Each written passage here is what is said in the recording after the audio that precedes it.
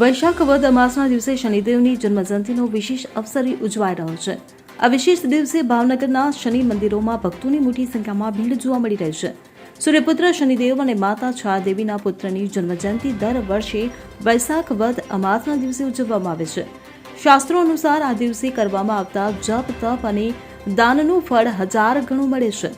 શહેર અને જિલ્લાના શનિ મંદિરો તેમજ હનુમાન મંદિરોમાં વિશેષ પૂજા અર્ચના કરવામાં આવે છે। શ્રદ્ધાળુઓ શનિદેવને પ્રિય એવા કાળા તલ અને સરસવના તેલથી અભિષેક કરી રહ્યા છે।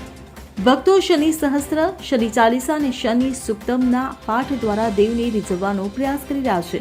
હિન્દુ ધર્મમાં સોમવતી, બુધવતી અને શનિવારી અમાવસ્યાનું વિશેષ મહત્વ છે।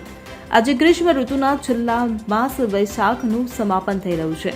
આ દિવસે પવિત્ર જળાશયોમાં સ્નાનનું પણ વિશેષ મહત્વ છે, જેથી ઘણા શ્રદ્ધાળુઓ સમુદ્ર સ્નાન કરી રહ્યા છે। Bureau report CN24 news.